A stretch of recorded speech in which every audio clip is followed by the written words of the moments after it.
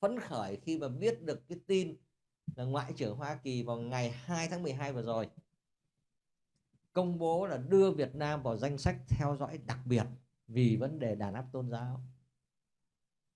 Nhưng mà phần lớn có lẽ không hiểu cái ý nghĩa của nó là như thế nào và khai thác làm sao. Cái buổi hội luận này là chúng ta sẽ bàn về cái việc mà ý nghĩa của nó và cách nào để chúng ta tận dụng cái cơ hội trước mắt trong vòng 12 tháng tới. Cái ý nghĩa thứ nhất đấy là đối với lại nhà cầm quyền Việt Nam thì đấy có lẽ là một cú sốc lớn, bởi vì trước đến giờ họ cứ đinh ninh rằng Hoa Kỳ cần Việt Nam, cần ve vãn Việt Nam để đứng chung với Hoa Kỳ đối đầu với lại Trung Quốc. Thật ra có lẽ không bao giờ Hoa Kỳ dám đưa Việt Nam vào danh sách theo dõi đặc biệt, hoặc là Việt Nam ngay trước đó hồi tháng 7 thì đã bị đưa vào xếp vào hạng 3 về vấn đề buôn người. Việt Nam không thể tưởng tượng được. Nhưng cuối cùng họ bị. Lý do là tự vì Hoa Kỳ có luật. Nếu như chúng ta chứng minh được rằng cái tình trạng đàn áp nó tới cái mức nào đó thì Hoa Kỳ phải áp dụng đúng luật, chứ không thể lách luật mãi được. Nhưng ở đây chúng tôi cũng đi lùi lại một chút. Thực sự là Việt Nam tránh né được rất nhiều và rất lâu. Bởi vì trước đây luật về tự do tôn giáo quốc tế nó không có danh sách theo dõi đặc biệt. Chỉ có cuối năm 2016 với cái luật bổ sung thì có thêm cái thứ hạng gọi là danh sách theo dõi đặc biệt. Trước đây chỉ có cái danh sách các quốc gia cần quan tâm mà thôi, là CPC, Country of Particular Concern.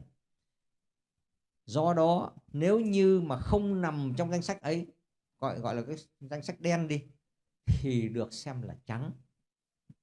Một là ở trong danh sách, hai không ở trong danh sách, chỉ có vậy thôi.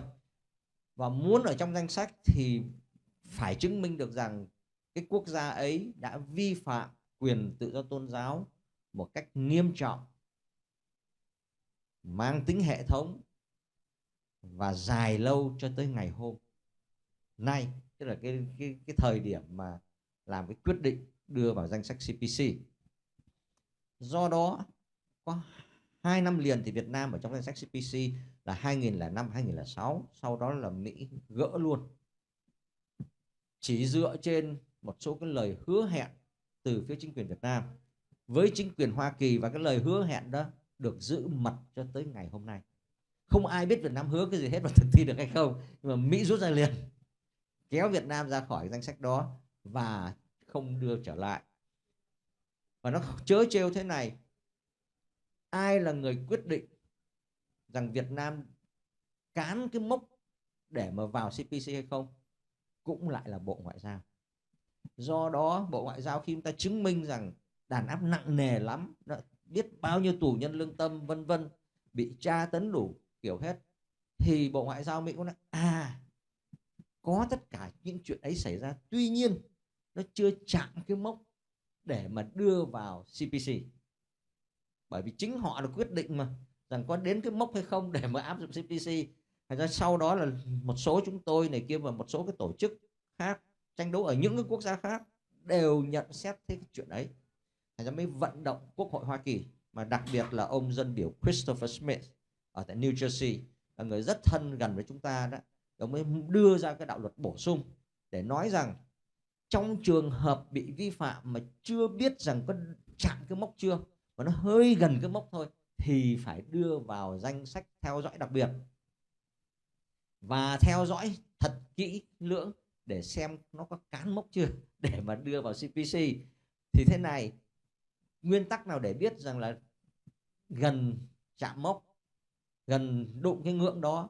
Tức là có 3 cái tiêu chí để vào CPC nhé. Thứ nhất là phải nghiêm trọng, ví dụ như có sự tra tấn, có sự tù đầy, có sự khước từ những cái quyền căn bản của con người, bắt cóc này kia vân vân, thì đó là nghiêm trọng.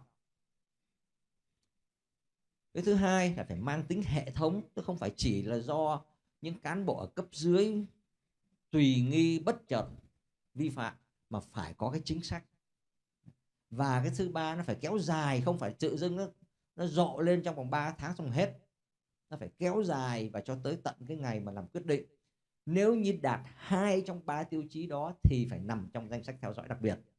Và khi vào trong danh sách theo dõi đặc biệt đó, thì có nghĩa rằng là không còn là tùy tiện nữa, mà Bộ Ngoại giao bắt buộc theo luật. Trước đây họ rất hợp tác với mình bởi vì chúng ta rất gần gũi với họ, họ tin tưởng hai bên đối tác với nhau, thành ra những hồ sơ ta đưa lên họ cũng theo dõi rất là kỹ lưỡng. Nhưng bây giờ không còn là tự vì cái sự quan hệ nữa, sự tin tưởng nữa, mà luật bắt buộc, Quốc hội bắt buộc là phải báo cáo trở lại cho Quốc hội rằng quý vị theo dõi như thế nào, bao nhiêu cái vụ vi phạm, chi tiết vi phạm ra làm sao, và thủ phạm của đằng sau mỗi vụ vi phạm ấy như thế nào, và đã áp dụng những biện pháp chế tài nào với các thủ phạm đó, phải báo cáo cho Quốc hội Hoa Kỳ. Thành ra đấy là cái cơ hội. Thì đấy là hồi nãy tôi vừa mới nói rằng cái ảnh hưởng, ý nghĩa của nó đối với lại nhà nước Việt Nam. Nhưng nó quan trọng hơn là nhà nước Việt Nam, đó là ý nghĩa đối với các cộng đồng tôn giáo đang bị bách hại. Bởi vì làm sao mà Bộ Ngoại giao Hoa Kỳ có được những cái hồ sơ nếu như không có những nhân chứng? Là chính các nạn nhân đã vượt qua cái sự sợ hãi, đã học cái cách để mà làm báo cáo. Họ từ năm 2015 là cái năm mà bắt đầu chúng tôi dấy lên một cái phong trào toàn thế giới quan tâm đến tự do tôn giáo cùng với lại những cái tổ chức khác đó, thì cho đến giờ này là có trên 500 bản báo cáo vi phạm đến từ Việt Nam, có lẽ cao nhất. Và 500 cái đó không phải là chỉ có 500 vụ nhé, 500 bản báo cáo. Mỗi một bản báo cáo có thể 5, 10, 12 cái vụ vi phạm mà nó liên đới với nhau, tôi gom lại thành một. Nó có cả 1000 vụ vi phạm. Do đó, chính những nạn nhân biết cách báo cáo, bớt sợ hãi để mà báo cáo, thành ra mới có thông tin.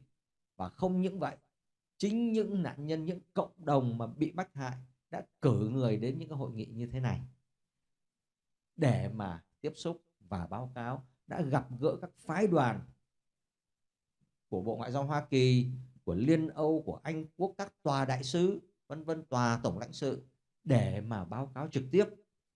Chính nhờ những người đó lên tiếng, chính nhờ những người đó tham gia vận động quốc tế mà chúng ta đạt được cái thành quả chưa như là chúng ta muốn, nhưng nó đã ngấp nghé ở cái ngưỡng là CPC, là đang bị theo dõi đặc biệt. Thì cái đó là cái hết sức là quan trọng. Và ý nghĩa thứ ba là đối với cộng đồng người Việt ở hải ngoại, là chúng ta đang ở tại Hoa Kỳ, chúng ta đang ở nhiều quốc gia khác, những quốc gia dân chủ tự do đó. Bởi vì không còn chỉ có Hoa Kỳ nữa, mà như hồi nãy chúng ta thấy cái session vừa rồi đó, thì bà Fiona Bruce là chủ tịch của cái liên minh 42 quốc gia, trong đó có Hoa Kỳ, cùng nhau để lên tiếng tranh đấu chung. Do đó chúng ta cũng cái hồ sơ ấy chúng ta có thể nộp cả 42 quốc gia, chứ không chỉ nộp riêng cho Hoa Kỳ và nộp cho Liên Hợp Quốc nữa. Và bây giờ chúng ta đang có cơ hội, và chính người Việt ở hải ngoại là công dân của các quốc gia ấy có sức mạnh để chúng ta yêu cầu. Ví dụ như ở Mỹ, chúng ta sẽ gửi cái hồ sơ, chẳng hạn như bên Cao Đài, bên Thiền Nam, bên Bờ Vũ Trụ, vân vân, bên Tin Lành Đấng Christ, gửi cho Bộ Ngoại giao Mỹ, nhưng đồng thời gửi cho dân biểu và thượng nghị sĩ của mình, để làm sao để khi mà Bộ Ngoại giao báo cáo với lại, Bộ Ngoại giao báo cáo với lại Quốc hội đó, thì Quốc hội đã có sẵn tất cả hồ sơ rồi, và họ sẽ hỏi hay thế thì cái hồ sơ này sao không thể nằm trong bản báo cáo. Nên là hồ sơ là tôi nhận được của ông mục sư Aga đây này, về Hội Thánh Tin Lành Đấng Christ Tây Nguyên này, tại sao không có hồ sơ này ở trong cái bản tường trình của quý vị? Là chúng ta dùng cái thế công dân của mình để mình ép phía hành pháp phải thực thi đúng cái luật. Thì đấy là những cái ý nghĩa mà chúng tôi muốn chia sẻ, và rồi tí nữa chúng tôi sẽ đi sâu hơn vào cái biện pháp chế tài. Nếu như họ làm mà không bị trừng phạt những thủ phạm đó, thì họ thấy rằng vô tội vạ, tội gì không tiếp tục vi phạm. Nhưng mà bây giờ họ bị chế tài cá nhân, và cả chế độ cũng có thể bị chế tài.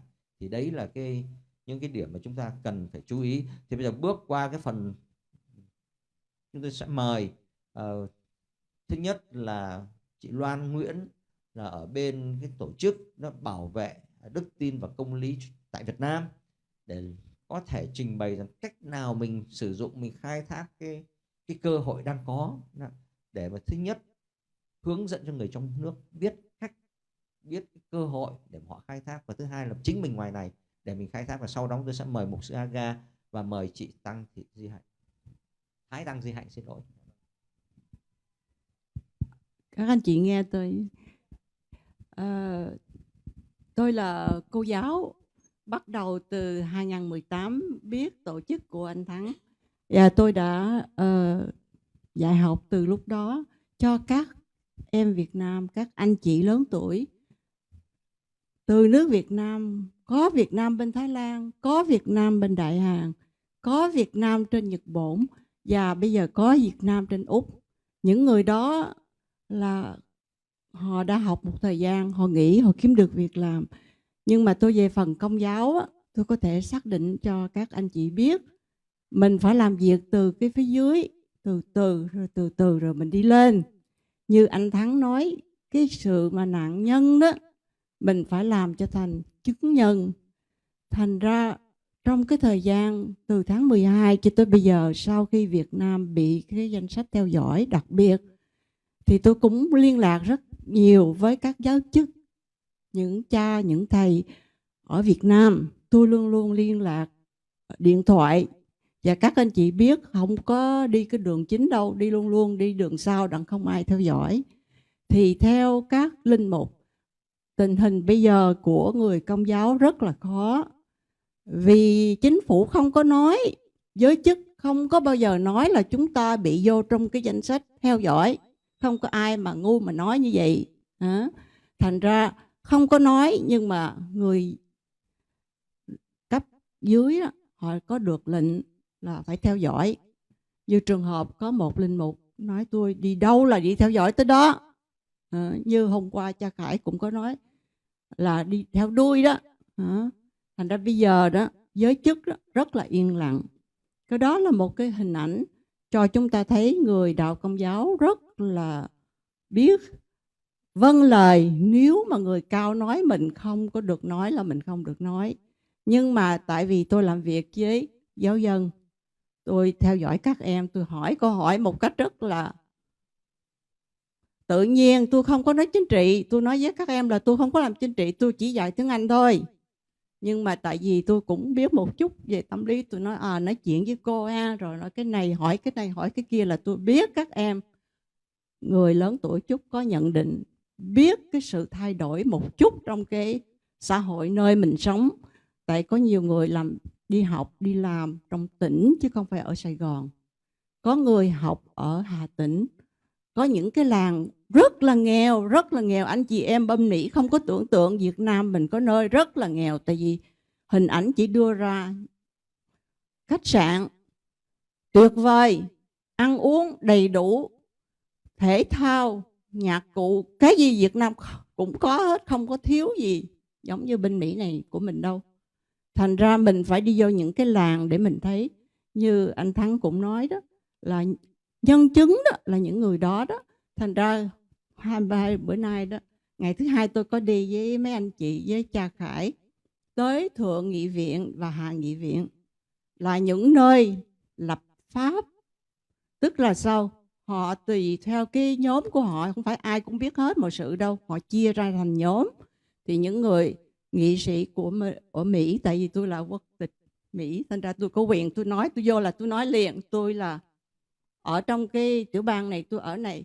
Thì cái những nhân viên đó nói tôi cũng ở tiểu bang này, cũng ở trong cái district của chị. Rất là vui vẻ, rất là dễ thương. Khi mà tôi nói đó, họ nghe, họ nói, họ hỏi tôi gì chứ, CPC là gì? Tưởng tượng không? Người bên Mỹ mà không biết CPC là gì, thành ra anh Tuấn cắt nghĩa. Thành ra nhiều khi mình cắt nghĩa cho người ta nghe. Sau đó các anh đó rất là trẻ, nói chúng tôi không phải là nghị sĩ hay là thượng nghị sĩ, nhưng mà chúng tôi sẽ lấy báo cáo truyền tin cho các nghị sĩ biết. Chúng tôi không có lo về cái vấn đề tự do tín ngưỡng, nhưng mà chúng tôi cái ông thượng nghị viện của tôi đó, ông thượng nghị sĩ của tôi hay là ông dân biểu hay là gì, quan tâm với vấn đề kinh tế, trade, international trade, chúng tôi sẽ nói như anh nói đó, là sẽ hướng về cái phía đó để mà nói tại sao các công xưởng ở bên Mỹ này đi qua bên Việt Nam để làm kinh tế mà không mở mắt nhìn những cái hiện tượng dân chủ, người dân không có quyền gì hết á. Nói thì nói ngon vậy đó, nhưng mà người dân không có quyền. Khi mà tôi dạy học, tôi hỏi cái chuyện này nó như vậy có phải đúng không? Hay là em nghĩ sao về vấn đề này? Tại tôi có dạy những người là bác sĩ nữa chứ không phải là sinh viên hay là học trò không. Người trí thức nói chuyện cho tôi nghe, không có nói chính trị, nói cuộc sống hàng ngày và nói kinh tế. Mình đâu có nói chính trị mà, mình nói kinh tế thôi. Cái đó là một cái sự cái bằng mình có cái quyền ở bên Mỹ nên mình nói, tôi sẽ nói. Và tôi cũng muốn cho các anh chị biết, khi mà Việt Nam mà được vô cái danh sách mà CPC đó, là cả thế giới sẽ mở mắt ra mà nhìn. Và mấy hôm nay tôi có nói chuyện rất nhiều người cũng ngoại quốc, tổ chức ngoại quốc thôi. Như hôm qua không biết anh Thắng với các anh chị có thấy một bà người Âu Châu ha. Tôi hỏi chị Tuyết chị có phải nói tiếng Anh hay không đó, thì chị Tuyết nói chúng tôi sẵn sàng nói tiếng Anh. Bà nói tôi biết tiếng Anh mà. Tôi nói, không, bà muốn ở đây bà cứ ở, chúng tôi có nói tiếng Việt mà nói tiếng Anh. Thật ra bà đó là một người phóng giả lo cho tin tức công kêu Kitô hữu ha, tại Norway. Bà có đức chụp hình, tôi có coi cái hình tôi thấy, tôi sẽ gửi cho bà. Tôi đã lấy địa chỉ, lấy email, tôi nói Việt Nam mà có gì đó là tôi gửi cho bà. Thành ra cái sự vận động của chúng ta ở ngoài này đó là làm sao? Là chúng ta phải mở miệng ra nói cho tất cả những người muốn nghe. Và sẽ nói cho những người muốn giúp chúng ta. Tại vì họ sẵn sàng. Lát chút nữa tôi sẽ gặp một ông đó. Ông nói tôi cầu xin mấy anh chị Việt Nam gửi báo cáo cho tôi. Tức là sao, như anh Thắng nói, mình phải cho người ta biết. Đó là nhận định của tôi. Cảm ơn anh. Dạ vâng, cảm ơn chị Loan. Trước khi mà mục sư Aga phát biểu đấy, thì đây tôi cũng nhắc luôn. Nếu quý vị đi ở trong hành lang này, quý vị sẽ gặp được rất nhiều người đại diện các tổ chức Thiên Chúa Giáo. Bởi vì họ biết rằng Thiên Chúa Giáo bị đàn áp rất nhiều ở rất nhiều nơi trên thế giới, nhưng mà ít ai quan tâm. Do đó nếu mình nói rằng Công giáo chúng tôi bị, Tin lành Tây Nguyên của chúng tôi bị này bị kia, là họ rất vồn vã, bởi họ rất muốn biết, tiếp cận để họ lên tiếng đấu tranh với mình. Thành ra rất dễ để mà mình liên kết với họ. Ra đây đang là cơ hội đây. Vâng, xin mời mục sư Aga cho biết rằng là nghĩ như thế nào và thu nhận được những cái cảm tưởng ở trong nước qua cái hệ thống Hội Thánh Tin Lành Đấng Christ Tây Nguyên của mục sư Aga đó, họ phản ứng như thế nào với lại cái thông tin rằng Việt Nam giờ đang nằm trong danh sách theo dõi đặc biệt? Dạ vâng, trước nhất cảm ơn tiến sĩ Nguyễn Đình Thắng, và xin kính chào tất cả quý vị buổi sáng hôm nay. Thì hôm nay tôi muốn chia sẻ cho quý vị, trước nhất là cảm ơn tiến sĩ Nguyễn Đình Thắng và văn phòng BVS và đã cho tôi được có mặt hôm nay. Thì sự thật đó, từ năm 2013 thì bắt đầu tôi đã rời khỏi Việt Nam qua cái sự đàn áp của chính quyền Việt Nam. Thì tôi qua Thái Lan. Trong cái giai đoạn khi mà tớ ở Thái Lan thì năm 2014 bắt đầu là tôi đã tham gia trong cái chương trình học về xã hội dân sự 1 năm, và trong đó có cả bên tổ chức Vito của anh Vũ Quốc Dũng để dạy cho chúng tôi huấn luyện về cách để mà đào tạo về vấn đề là biết cách thu thập thông tin và viết báo cáo để theo đúng tiêu chuẩn của Liên Hiệp Quốc quan tâm. Chính vì thế thì tôi đã tức là khóa học đó, sau đó tôi huấn luyện lại cho anh em ở trong nước, đặc biệt là trong Hội Thánh Tin Lành Đấng Christ cũng như là các cái hội thánh độc lập khác. Thì sự thật họ rất là sợ từ cái mà chụp hình ảnh hay là này khác, họ không dám chụp hình luôn. Thì mình hướng dẫn họ về vấn đề chụp hình, từ cái giấy mời này khác. Trước đây đó, chính quyền Việt Nam đó, khi họ muốn mời ai thì họ chỉ đến tận nhà, rồi họ bắt người đó phải đến để làm việc. Nhưng mình cảm thấy như vậy thì mình không có bằng chứng được.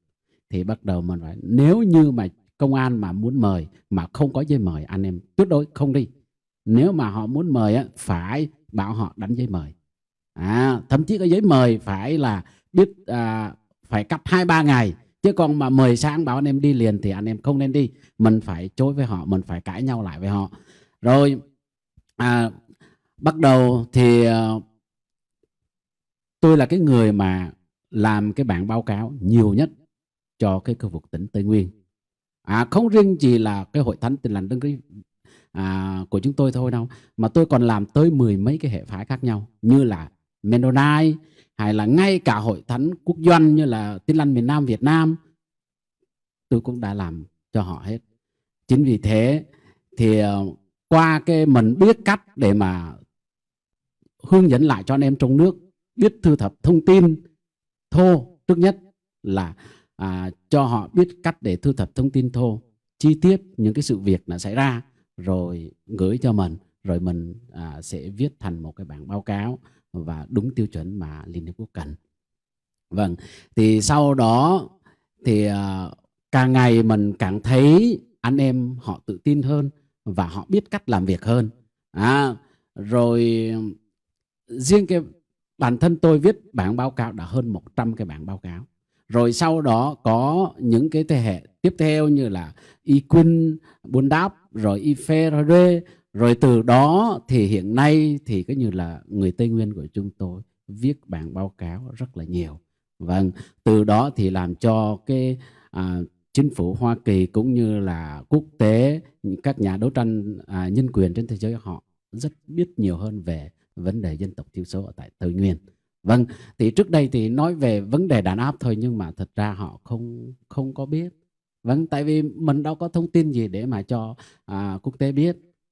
Chính vì thế thì sự kiện cũng mới đây thì qua cái tháng 11 vừa rồi, đối thoại nhân quyền giữa Hoa Kỳ và Việt Nam, thì không biết sao mà đến từ tháng 11 tới giờ đó thì liên tục có nhiều vấn đề xảy ra, bị đàn áp rất là mạnh.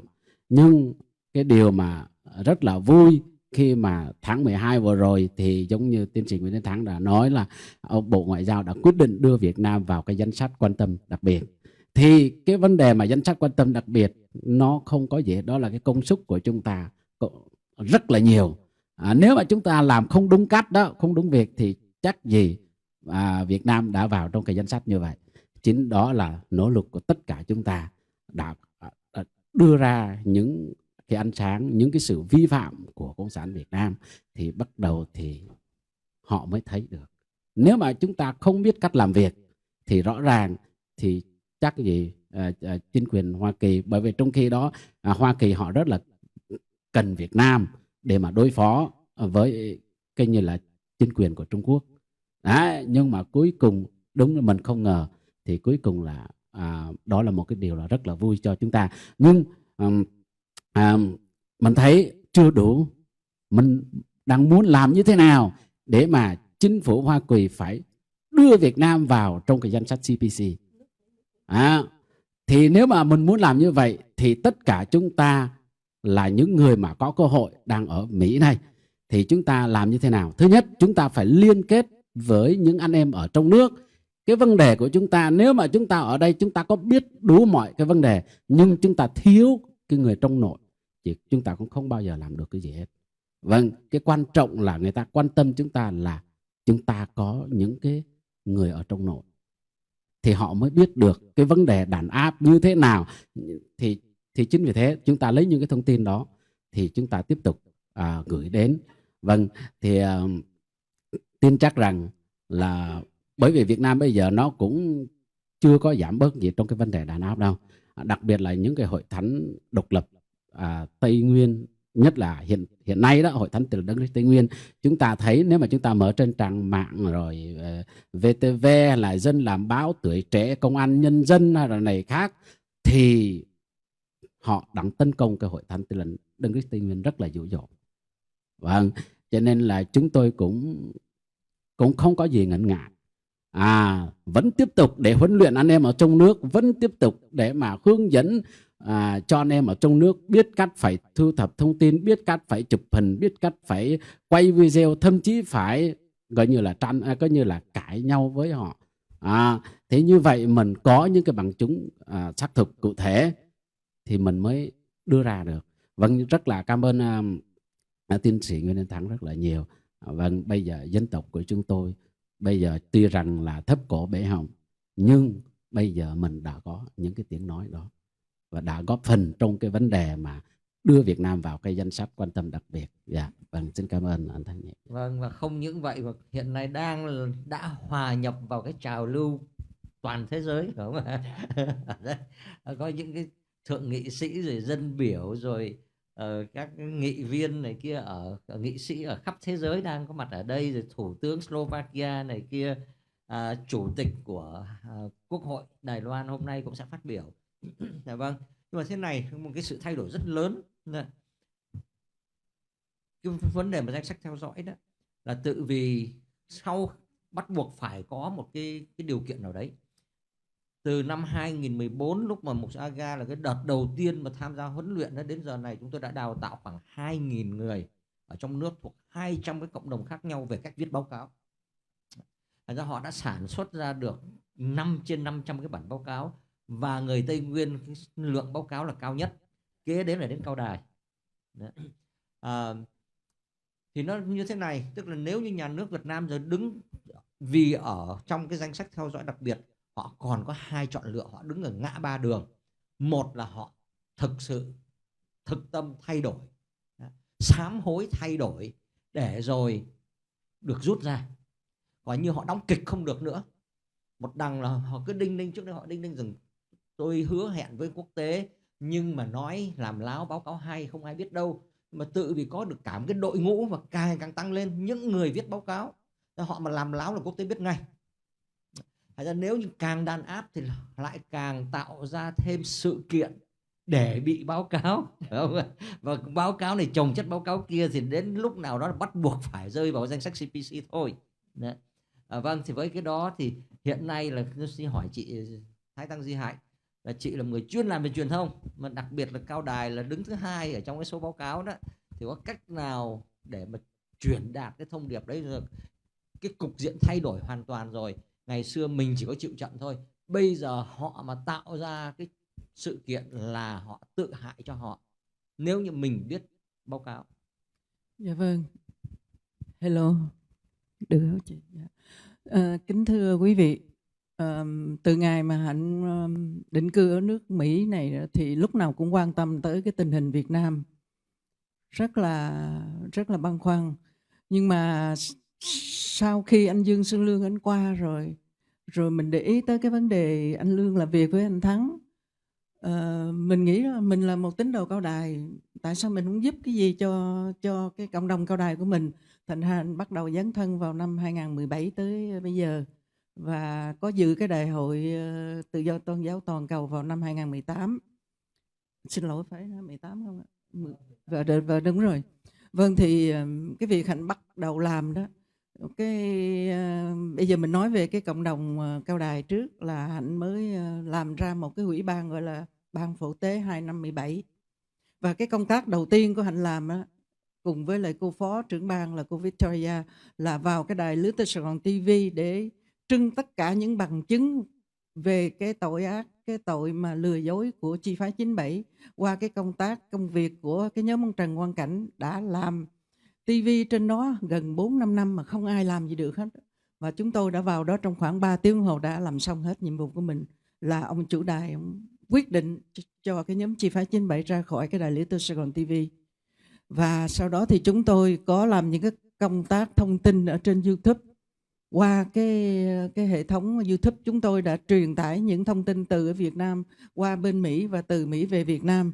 Đặc biệt nhất là những cái việc mà liên quan tới pháp lý mà anh Thắng đã từng giúp những tín đồ Cao Đài họ biết như thế nào để mà làm những cái báo cáo. Và riêng tôi, thưa quý vị, tôi không có biết luật cái Việt Nam nhiều là bởi vì tôi qua đây lâu quá rồi. Thành ra đó, khi mà tôi đọc những cái bản tin ở Hà Nội, những cái chiến sĩ đấu tranh mà được cái thư mời mà sao mấy anh không đi nè, sao mấy anh gan quá vậy. Tôi thấy có nhiều người sao mà sợ quá rồi đi, sao cái thư mời này không đi. Thì anh Dương Xuân Lương anh mới dạy nghĩa cho tôi cái thư mời nó khác với lại cái thư triệu tập. Thư mời nó không có nằm trong cái luật của nhà nước, và người ta sẵn sàng, người ta không thèm đi theo cái thư mời đó. Thì bây giờ cái anh Lê Văn Một ở trong nước cũng làm như vậy đó quý vị. Anh được cái thư mời anh cũng không có đi, và anh đã viết báo cáo rồi thưa quý vị. Thì nói tóm lại là chúng ta cần những cái việc làm cụ thể để đánh động với luật pháp của Hoa Kỳ và từ đó ảnh hưởng tới Việt Nam. Và cái thứ hai nữa là cũng nhờ anh Thắng mà cộng đồng Cao Đài bớt sợ rồi. Như cái cô Hồng Phượng đó, cổ lên cô đối diện với công an đó. Cô nói bây giờ nói chúng tôi là phản động, là giờ đi theo đường lối của ông Nguyễn Đình Thắng. Vậy vì quý vị viết một cái lá thư nói đi rồi cho tôi ký vô. Mấy công an không dám làm gì hết trơn. Đó, mà trước đó là đã tán vào mặt cô Phượng mấy cái rồi đó, mà cổ rất là bình tĩnh. Cũng nhờ anh Nguyễn Đình Thắng thưa quý vị. Và bây giờ mình nói tới cái việc mà CBC một chút nữa là đó, trong cái chế độ độc tài toàn trị thì họ chỉ thông tin với có lợi cho họ thôi, những cái việc bất lợi họ đâu có nói, họ chỉ trong nội bộ thôi. Thì bây giờ làm sao để mình làm cái chuyện CBC này nó phổ biến, và cái chuyện mà SWL cho nó phổ biến, ngay cả người ở đây mình còn không rõ, làm sao người Việt Nam biết được. Thì người Việt Nam khi động tới cái việc kinh tế thì họ có thể họ quan tâm, bởi vì cái đồng tiền, cái sự sống, cái sự ăn mặc là trên hết. Bây giờ mình nói cho họ biết rằng nếu mà vô CBC quý vị sẽ không còn công việc làm ăn nữa, thì có thể là họ sẽ quan tâm tới, để mà họ có một cái gì đó mà phổ biến rộng ra. Làm sao bây giờ Việt Nam đừng bị CBC nha. Mà cái điểm thứ hai nữa đó là mà nếu Việt Nam á, nó không muốn vô CBC đó, thì nó phải nhân nhượng thưa quý vị. Giống như là 2005, 2006 đó, nó bị vô cái CBC, đến 2007 nó ra là bởi vì nó có cái sự nhân nhượng. Hoa Kỳ thấy Du làm cái chuyện này tốt nè, Du đem cái di liên đài của Đức Hợp Pháp từ Miên đi về Việt Nam, tốt đó. Đã biết là hối lỗi, là đã biết bớt đàn áp Đạo Cao Đài đó, mà thật sự cái liên đài đó liên đài giả quý vị ơi, không phải thiệt. Nó ghê lắm quý vị. Thì cái sự tinh vi của những người cộng sản, người Việt Nam ở trong nước có khi không hiểu, bởi vì nhiều năm nó bị tẩy não, họ không có thấy được rồi cái sự thật. Thì bây giờ đó mình thấy rằng cái sự nghiêm trọng về đàn áp tôn giáo nói riêng, và tất cả những cái việc khác như là nhân quyền, như là bán người qua nước ngoài để làm nô lệ, mà trong đó có những thành phần quan chức quan trọng của nhà nước dính vô nữa, mà Bộ Ngoại giao Hoa Kỳ đã đưa sẵn ra. Mình cần đưa những cái thông tin đó về Việt Nam cho người dân thấy ra là mình đã bị chính nhà nước của mình bán mình đi, chứ không phải là những tổ chức người dân thường nữa. Thì những cái thông tin rất là, như mục sư Gaga cũng đã nói rằng có cái sự phối hợp giữa trong và ngoài nước mới làm việc chặt chẽ với nhau. Và chúng ta sẽ bằng cách nào Cộng sản Việt Nam, nhà nước Việt Nam cũng bị kẹt trong hai thế, hoặc là vào CBC thì sẽ nghèo đói đi, hoặc là đó nhượng thì có thể là Thiền Am sẽ được thả ra hết, không có tù nữa, hoặc là những tín đồ Cao Đài ở Việt Nam sẽ được quyền sử dụng cái tòa thánh Tây Ninh như là cái nghị quyết 124 đã đề ra. Thưa quý vị, thành ra chúng ta có rất nhiều hy vọng, và cái sự hy vọng đó có thành công hay không, cũng như là một vị hồi nãy trước đây có nói rằng chúng ta nói một vài năm nữa thế nào nó cũng xong à. Cái chuyện chúng ta hy vọng là hy vọng một vài năm nữa, nhưng mà rồi một vài năm sau nó cũng chưa có thấy hết, nhưng mà cuối cùng cũng sẽ đến. Thì chúng ta giữ cái điều đó, nhưng mà không phải mình ngồi khoanh tay mình chờ, mà mình phải hành động. Bất cứ cái gì mình làm được trong khả năng, trong tầm tay của mình, như Hạnh đó đã từng làm hồi nào giờ. Hạnh viết bài, Hạnh nói về Hồ Chí Minh rất là nhiều, những cái sự thật về người Đảng Cộng sản Quốc tế. Vâng, dạ, xin cảm ơn anh Thắng ạ. Không còn giờ, chỉ cần giờ đây có ai có một câu hỏi không ạ? Chị có thể có đủ thời gian cho một câu hỏi. Vậy mời chị Victoria. Vâng.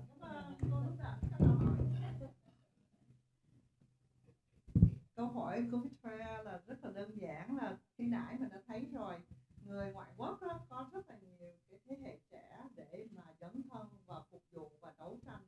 cho tự do nhân quyền và tín ngưỡng tại Việt Nam. Trong khi đó con em của chúng ta là những người Việt Nam ở đây có được tự do, có được đầy đủ cái cơ hội để dấn thân phục vụ. Thì không biết là quý vị ở đây giống như chị Loan, giống như mục sư Aga, giống như chị Hạnh và đặc biệt là tiến sĩ Nguyễn Đình Thắng là đã có cái thế hệ là next gen, right? cái next generation đó. Nhưng mà bây giờ cái đại hội này thì thấy next gen hình như là tại nó trùng với cái mùa học của các em, thành ra các em không có dấn thân được. Thì không biết là quý vị có cái kinh nghiệm gì để mà kêu gọi được giới trẻ tham gia vào cái công cuộc, mình phải nói là khai mở dân trí trước và củng cố cái tinh thần đạo đức. Giống như ngày hôm qua chị Hiền Minh và Victoria cũng hy vọng rằng sống với 50 năm của Đảng Cộng sản Việt Nam thì các em cũng hiểu được cái đường hướng, cái lương tâm của mình ở đâu, và để đứng ra để giữ vững cái chánh nghĩa mà ngày nay chúng tôi rất là cần có cái giới trẻ tham gia. Tại vì Victoria là cũng đã già rồi, tóc đã bạc hết một nửa đầu rồi. Dạ vâng, cái này để cho phép tôi trả lời. Nó có một sự trớ trêu thế này. BPSOS được rất nhiều các cái tổ chức không phải Việt Nam, họ đến để mà họ nhờ cậy. Họ nói chúng tôi là tổ chức bên Miến Điện, chúng tôi tổ chức ở bên Africa này kia, Nigeria, chúng tôi cần cái sự đào tạo, chúng tôi cần học hỏi thêm, quý vị giúp không? Tôi sẵn sàng giúp. Nhưng người Việt mình thì không phải đến hỏi hết. Hoặc là tôi là người chịu trách nhiệm toàn bộ cái mảng về giới lãnh đạo trẻ tranh đấu cho tự do tôn giáo. Thấy rằng người bên Trung Quốc phải không ạ? Falun Gong rồi Uyghur, Tibet này kia họ đến với mình. Bên Miến Điện họ đến với mình, Iran họ đến với mình. Họ đến rất nhiều, họ cần họ khai thác cơ hội. Người trẻ Việt Nam thì không thấy đâu. Thành ra coi như là mình đóng góp cho rất nhiều trên thế giới, nhưng mà người Việt mình thì không được hưởng thụ cái gì hết, bởi người mình không chịu đến. Không biết có phải là tự vì cái tâm lý là bụt nhà không thiêng hay không. Nhưng mà cái đó là một cái chuyện rất là hay là tôi phải nói chuyện qua một người Mỹ thì lúc đó người Việt mình mới chạy đến để mà xin cái sự giúp đỡ, phải không ạ? Hay là đổi tên. Dạ vâng, nhưng cái đó là một cái hiện tượng rất là lạ, rất là đáng tiếc, bởi mình là cái người nắm được rất nhiều các cái cơ hội, các nguồn tài nguyên, sự quen biết này kia, giới thiệu khắp mọi nơi. Chúng tôi tự bị ở trong cái lĩnh vực này khá lâu, nhưng mà người Việt mình không chịu khai thác. Dạ. Thì không biết ở đây có ai có câu trả lời góp ý nào không? Rồi chúng ta phải đóng lại bởi vì sắp sửa đã bắt đầu cái giờ ăn trưa rồi. Dạ vâng. 11 giờ. Đúng rồi, 11 giờ, xin lỗi, đúng rồi. Còn vâng, còn vâng. Dạ vâng.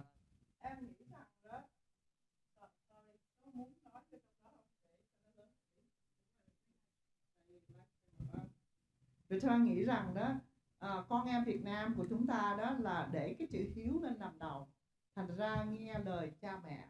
Thành ra nếu mà chúng ta có ông bà cha mẹ mà còn có những cản trở, là những cái mình không dám nói là vật cản, ok, mà là có cản tí xíu á, thì làm ơn quý vị củng cố tinh thần cho con em của chúng ta để mà nối kết. Giống như là tiến sĩ Nguyễn Đình Thắng có nói, chúng ta biết nhưng mà chúng ta không làm được là tại sao? Là những người lớn tuổi của Việt Nam. Đó là cái sự mà Victoria hy vọng rằng nói tiếng Việt, Victoria nói tiếng Việt thì cũng nghe được, phải không? Nhưng mà nói vậy đó chứ mà không giỏi đâu. Thành ra quý vị là cha mẹ, phụ huynh làm ơn khuyến khích con cái của mình dấn thân và phục vụ, thì hy vọng rằng một ngày nào đó trên đất nước Việt Nam sẽ có tự do và chánh nghĩa. Nó không hẳn là chỉ có như vậy, mà thế này, từ tôi làm trong nhiều lĩnh vực rồi và cũng là một người trẻ lớn lên ở đây, thì người Việt chúng ta đã hiểu lầm về cái văn hóa của Mỹ. Mình cứ tưởng rằng là học ra bác sĩ, đi làm được nhiều tiền thì đó là mình hội nhập, nói được đôi ba câu tiếng Anh, lái chiếc xe xịn này kia. Không có. Cái giới quý tộc đây không phải là những cái người mà thần ở trong phong kiến này kia cái thời đó. Quý tộc đây là cái giới mà họ thực sự họ có ảnh hưởng đến đất nước này, họ biểu tượng cho cái nền văn hóa này, họ dấn thân, họ hy sinh, họ đóng góp. Đó là giới quý tộc. Khi mà chúng ta không tham gia vào những cái nỗ lực như này, ta chỉ sống bên lề của cái nền văn hóa của Hoa Kỳ, ta không hội nhập được cái văn hóa, không bao giờ chúng ta hội nhập được cho tới khi chúng ta đến đây, những cái môi trường thế này. Rồi nếu chúng ta đến đây, người trẻ gặp nhau thì họ lại quen biết nhau, và biết đâu bố mẹ từ đó lại hướng dẫn cho con cái càng ngày càng hội nhập sâu vào cái nền văn hóa đích thực của Hoa Kỳ, là cái nền văn hóa đóng góp, hy sinh, tận tụy, dấn thân và dám phiêu lưu, mạo hiểm. Đó là nền văn hóa thực sự của Hoa Kỳ, chứ không phải là có nhà lầu xe hơi vân vân. Ra mình, cộng đồng mình gọi rằng là có phát triển, nhưng mà thực sự mới đứng ở bên lề của cái xã hội Hoa Kỳ. Cho Loan chia sẻ một cái chuyện là anh Trọng hôm nay không có mặt, nhưng mà anh đã rất đắc lực làm việc với PPSOS và đã lập ra cái nhóm AFGV. Anh mới nói cho chúng tôi biết là ở Austin, ở Texas, trong một đại học, ông chủ tịch, ông president, ông hỏi anh Trọng, chúng tôi có nhiều em Việt Nam ở đây đại học, muốn học tiếng Việt, học ở đâu? Tức là các em, thí dụ như hôm qua nói chuyện với Michael làm việc ở đây, ha, các em cũng muốn biết tiếng Việt giỏi để mà nói chuyện. Khi mà mình chỉ nói tiếng Anh không á, mình tưởng như anh nói á, là mình đã nhập vào cái cuộc sống của Mỹ, nhưng mà cái vấn đề tâm lý, vấn đề mặt dạng, mình cũng là người da vàng, người Việt Nam, mình phải biết văn hóa Việt Nam. Nếu mà chỉ nói đi ăn bánh mì, phở, pate này kia đó, nói tiếng Việt Nam, ăn đồ Việt Nam không đủ đâu. Thành ra cái vấn đề văn hóa đó là chúng ta, cha mẹ tôi có con cũng nhỏ, lớn lên nước Mỹ, nhưng mà không phải tôi có khoe một chút, nhưng mà con gái tôi nó nói tiếng Việt rất rành, và nó đi học chính trị, và nó rất thích giúp vấn đề dân quyền. Nó nói thế giới này rất nhiều tệ đoan, rất nhiều khó khăn, chúng ta phải thức tỉnh để mà làm. Thành ra cái chuyện đó tôi sẽ nói rất gọn là các anh chị có con cháu nên khuyên các em còn nghe lời, có thể là không nghe nhưng mà mình phải nói cho các em hiểu. Đó là một cái văn hóa Việt Nam rất là quý trọng, phải nhớ mình là người Việt Nam. Có gì vậy thôi. Chúng ta hết giờ, nhưng mà xin 1 phút cho anh Thành phát biểu rất nhanh. Dạ vâng. Phải không? Thành sẽ giơ tay phải không? Không phải vậy thôi. Tuyết là Tuyết xin lỗi. Vâng. Rất nhanh thôi. Dạ. Em xin